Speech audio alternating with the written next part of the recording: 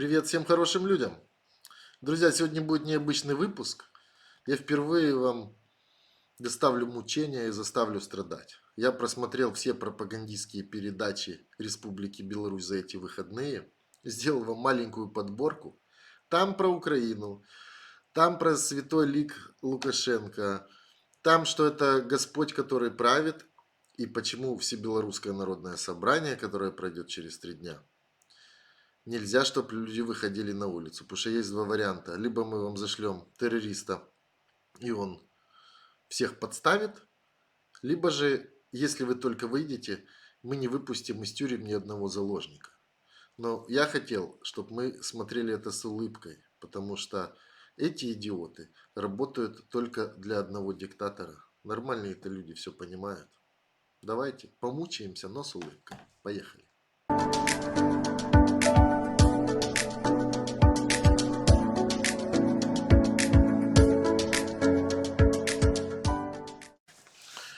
Добрый вечер всем свободным людям.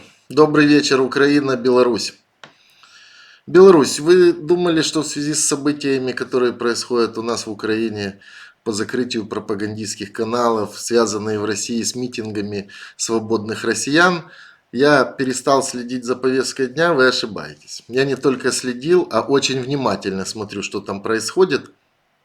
Просто я уже понимаю, что мне, наверное, надо делать утреннюю серию, посвященную этому Украине, вечернюю Белоруссии, ночную России. Подписчиков много, и каждый хочет, чтобы немножко осветил его страну, но не получается у меня в таком темпе пока работать. Вот, поэтому я сегодня хотел бы посвятить ролик тому и доставить свободным людям мучения. Я просмотрел только что всю пропаганду, которая по телевизору Республики Беларусь лилась вчерашним воскресным вечером. Очень занимательная картина, потому что она касалась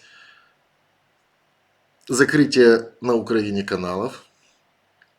То, что все пропагандисты прямо бьют себя в грудь кулаком и говорят: я пропагандист, и каждый борется за звание самого лучшего пропагандиста. Понятно, до пропагандиста всей Руси вечернего мудозвона им еще очень далеко, но они активно тренируются. И я бы хотел с вами некоторые вещи разобрать, отнестись к этому спокойно, посмеяться, вместе прокомментировать. Я сейчас буду вместе с вами смотреть, оставлять свои комментарии, жду ваши ответные. Но если вам вдруг понравится, то обязательно подписывайтесь. Говорю это первый раз, не в конце ролика, говорят, все-таки иногда это делать надо.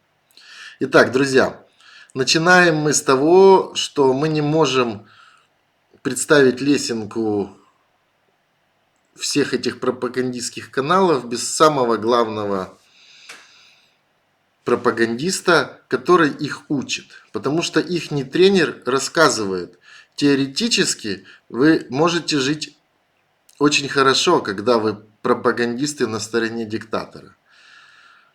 И я очень верю, что скоро эти его подсказки им не помогут, потому что Европа и цивилизация будет накладывать санкции и на всех пропагандистов. Давайте начнем все-таки с короля. Должность самого главного мудозвона принадлежит Соловьеву. Вот как он проводил мастер-классы, тренинги с белорусскими пропагандистами. Да, я купил недвижимость за границей. И вам советую, если можете себе позволить. Это дешевле, чем покупать дачу где-нибудь у нас на берегу какого-нибудь нашего теплого моря. Слушайте, я когда смотрю, какие цены в Крыму или в Сочи, я понимаю, что в Италии дешевле. И чего? Ну, в принципе, всем свободным людям понятно. Быть при своих диктаторах у кормушки всегда выгодно, но при этом рассказывать, как я люблю родину, чтобы дети жили за границей, недвижимость была за границей, и отдыхать лучше на озеро Коми. В принципе, с этого мы и начинаем представлять топ-тройку мудозвонов Лукашенко, которые пытаются выбраться на Олимп. Очень оригинальные кадры, очень смешные. Начнем с самого первого, на мой взгляд, самого слабенького. Я не знаю его фамилию, вы можете написать в комментариях, а если мы им еще как у мудозвона, сделаем правильные акценты, чтобы понимать, о ком мы говорим, я в комментариях это приветствую. Значит, смотрите. Этот товарищ, который я вам сейчас покажу, он пол своей передачи посвятил тому, какой на Украине беспредел. И эта молодая демократия умудрилась закрыть пропагандистские каналы России, многоуважаемого Медведчука.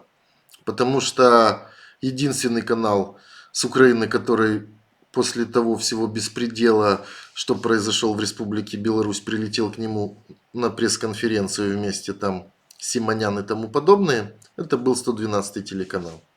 Частным рейсом олигархи отправили. Ну что, у Путина денег много, он кормит всех. Вот. И он, в принципе, очень идеально подвел итог. Он гордится, что я пропагандист, он прямо об этом кричит, чтобы его, не дай бог, никто другой не заменил. И при этом говорит, что в Украине врать, оказывается, уже нельзя. Ну, вы сами увидите. Я-то себя четко ассоциирую, госпропагандист, а вы же гордо называете себя независимыми журналистами. Геть демократия, теперь в Украине не только есть нечего, теперь в Украине и брехать нельзя. Теперь на Украине и брехать нельзя. И дальше завершает свою большую передачу этот товарищ, не знаю, как его назвать, но он самый слабенький, тут видно по нему. Тем, что мы очень рады, что люди не идут в Телеграм, не идут в соцсети, они смотрят телевизор, а телевизор несет правду. Как бы ни пытались публику подсадить на иглу мессенджеров, не вышло. Люди по-прежнему читают книги и смотрят эти старомодные аналитические программы и слушают этих невероятно преданных родине пропагандистов. И в принципе их несчастье понятно, потому что огромный костяк людей все равно еще продолжает смотреть телевизор. И чем по возрасту больше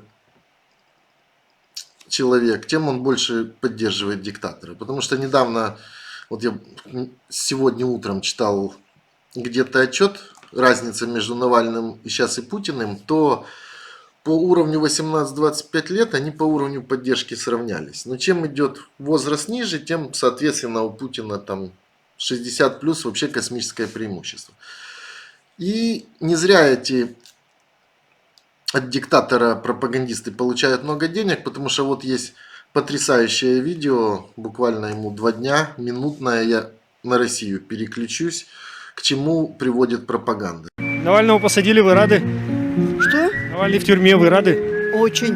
Навальный в тюрьме, вы рады? Гнать его, лишить гражданства, пинком позвать его, этого Навального. Вы тоже за него, что ли? За что? Как за что? Он и Фреше наколол, его это уголовное дело. Фреше? Мошенник он. Ну и Фреше, Европейский суд по правам человека уже признал Да его. плевать на это, там одни сволочи. Конечно, конечно. Правильно, зачем нам эти права человека? Ну их нафиг. Посмотри, как люди-то стали жить, ёпта мать. Он отпустил всех. Зарплату-то не давали, вы хоть стали зарплату давать. А вы дураки, что ли? Вас гнать надо.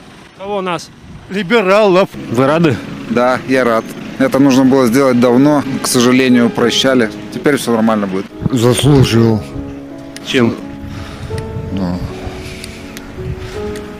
негативные события всякие с ним происходят. Так где вы их наблюдаете, эти события? По телевизору, телевидению.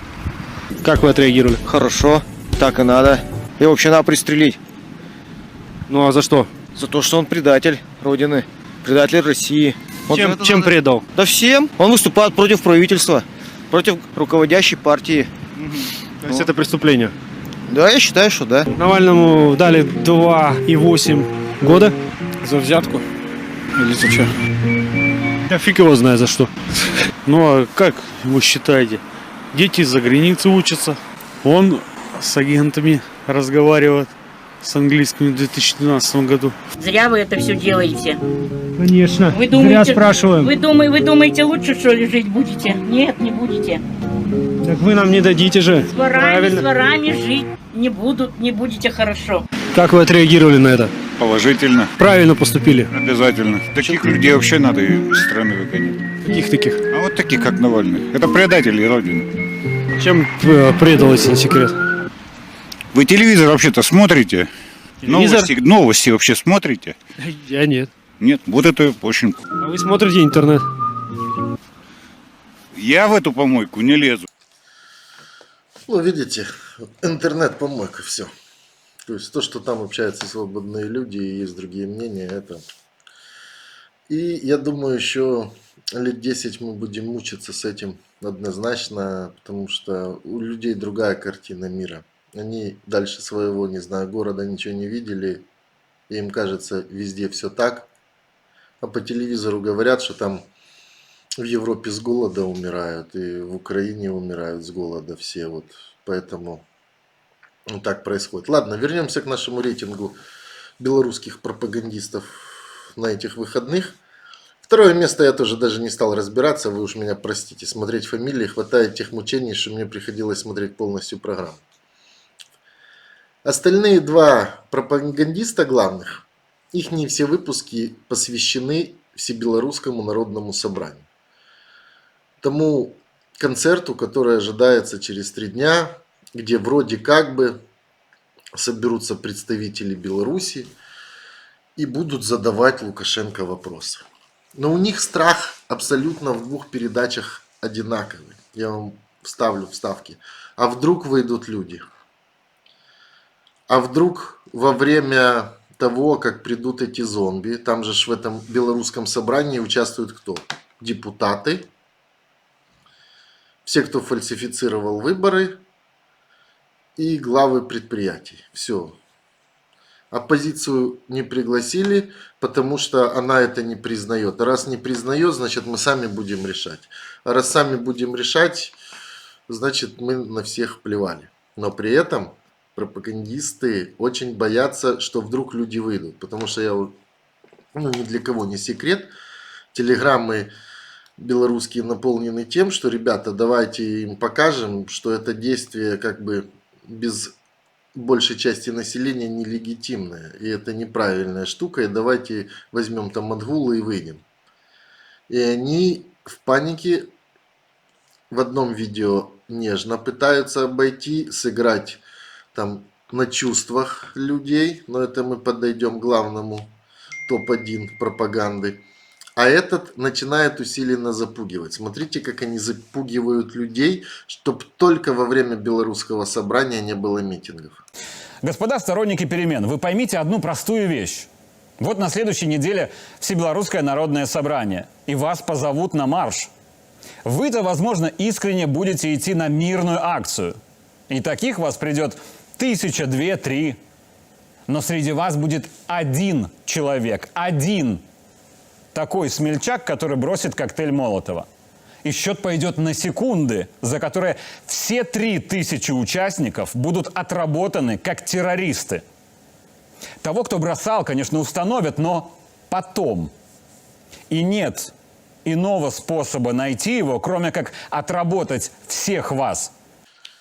Тут между строк прямо читается. Для тех, кто умный, не ходите, потому что мы зашлем туда своего казачка. Мы его найдем потом когда-нибудь. Ну, понятно, как и с Ромой Бондаренко все знают, кто причастен к убийству, но найдем когда-нибудь. И здесь людей запугивают, что будут провокации, и мы вас всех повяжем. Хотя 3000 задержать это нереально. Ну, они же боятся не 3000, они же боятся, что может выйти 100 000. И это для них страх, потому что они усиленно всю передачу говорят, что это ж люди не против, это надо для картинки показать Западу, чтобы ввели новые санкции. В общем, истерика. Теперь переходим к самому главному, который, ну, дозвон в Беларуси пока номер 1. Зовут его Озаренок, скрывать не будем. Он посвятил всю передачу Всебелорусскому народному собранию. Туда он пригласил своего любимого Иуду, как он его называет, Воскресенского. Я вообще не понимаю, как люди еще рядом с этим человеком ходят. который был в штабе Бабарика, единственный вышел, а теперь рассказывает, вы сейчас будете плакать, как он называет Лукашенко. Государь Всевышний, вы сейчас не верите, это вы сейчас все увидите, это прямой эфир передачи Озаренка, как там, тайные пружины политики. Ну давайте вместе смеяться. Сначала. Озаренок очень четко себя представляет как пропагандиста в начале передачи. Он сразу говорит, кто я? Вот смотрите, кто я, Озаренок такой? Здравствуйте. Современность, эпоха постмодерна – это эпоха деградантов. Это когда модно стало быть тупым, извращенцем, человеком без идей и идеалов. Когда не стыдно показывать свою тупость всем остальным. Здесь все-таки надо отдать этому мудозвону Республики Беларусь должное. Лучше представить себя вообще никто его так описать не может. Все-таки человек о себе говорит очень четко и понятно. Теперь идем к следующему. Тот Воскресенский, с которым говорит. Для тех, кто не знает с других стран, говорю, Воскресенский это входил в штаб Бабарика. Был арестован вместе с кандидатом в президенты. Ну, всех же Лукашенко арестовывал, чтобы не было ни одного кандидата. И он единственный вышел и теперь стал а-ля оппозиционный, который за диалог с властью. И вот он объясняет, почему Бабарика их предал. Потому что, находясь в тюрьме, он, оказывается, ни с кем не общается. Представляете? Он никому ничего не рассказывает о планах действиях. Человек в тюрьме сидит у Лукашенко, у диктатора. И этот жалуется. А раз он никому из тюрьмы ничего не рассказывает, значит, он бы предал родину. Ну, это... Вот вы посмотрите его текст, в его глаза, и вы поймете. Вот они любят пользоваться термином и вообще все списывать на Вторую мировую войну. Так вот я говорю, вот если были полицаи, вот это полицай в 10 степени, который был с одними, перебежал к другим и сейчас шепчет, просто стелет, смотрите. Ну, с тех пор Виктор Дмитриевич не ответил вообще никак. То есть он никак не прокомментировал и не дал никакого ответа. Отстранился, бросил свою команду, своих людей. И я подумал, а может быть он бы так и страну свою бросил, и всех нас. То есть вы слышали, что этот полицай Воскресенский говорит? Человек больше полугода уже в тюрьме находится, закрытый, вообще ни с кем не общается. И он на него обижается, что тот команде не давал советов, поэтому он так бы и предал страну. Ну, знаете, это, мне кажется, только бабушка за 90 лет может это поверить. Тут даже его и батьки не поняли, что он хотел этим донести. Ну и теперь самое главное. Они начинают обсуждать Всебелорусское народное собрание. Ну это посмотрите, кто будет представлять демократическую оппозицию. И почему выходить нельзя на улицы в этот день. Юрий, вы будете представлять демократические силы. У вас наверняка есть свой взгляд на развитие страны, свои предложения, претензии и так далее, так далее. Но есть другая часть оппозиции. Она призывает, через варшавского экстремиста, призывает брать отгулы и выходить на улицы. И каким-то образом бойкотировать это Всебелорусское собрание. Ну, понятно, что их главная задача наснимать картинок, наснимать видео о том, что вот народ не поддерживает Всебелорусское собрание. Какие цели вот вообще стоят у этой группы? Вы знаете, может быть некорректное такое выражение, но мне кажется, этот Степа – это малолетний дурак, если не сказать больше. Злобный малолетний дурак. Потому что вместо того, чтобы хоть как-то повлиять на судьбу, в том числе арестованных соратников, он специально ухудшает. То есть теперь у них такая версия. Не выпускают заложников, которых набрал диктатор, где никого не допустил до выборов. А виноват в этом телеграм-канал Нехта. Потому что он написал, надо выходить людям. Представляете? То есть здесь, если в одном эфире они запугивали, мы вас всех побьем и забьем, и вы все станете террористами, тут, друзья, если вы выйдете, мы никого из заложников не выпустим. Они наши заложники, чтобы вы не дергались. И дальше он произносит фразу, как он любит Лукашенко. Друзья, вы должны это услышать. То есть всегда исторически на нашей территории государь, правитель всегда миловал, особенно после каких-то эпохальных форумов, после инаугураций, всегда миловал своих политических противников.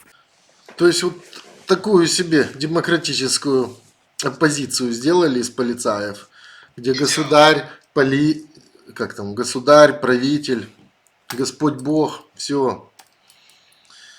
И заканчивают они свою программу следующим, что все политзаключенные, которые находятся в Республике Беларусь, молятся на то, чтобы люди не вышли на улицу во время этого собрания. Смотрите, они делают людей виноватыми, что диктатор их держит в тюрьмах. Наверное, эти люди сейчас сидят и очень хотят, чтобы в эти дни никакого митинга не было, потому что это однозначно негативно повлияет на вот это решение. Однозначно. То есть... Вот так вот, друзья, пропаганда 21 века. Один канал запугивает и рассказывает: мы вам зашлем провокатора и всех вас арестуем и признаем всех террористами. А другой играет на чувствах и рассказывает: друзья, если вы выйдете, мы никого не отпустим. Пожалуйста, оставайтесь дома, потому что у нас уже 1000 заложников сидят. И если вы выйдете, они не выйдут. Если вдруг вы смогли досмотреть до конца, то вы обязаны подписаться, потому что мы с вами на одной волне. А если мы на одной волне, то мы должны всегда знать: живе Беларусь, слава Украине, Россия без Путина и алга Казахстан. Всем хорошего вечера. Пока.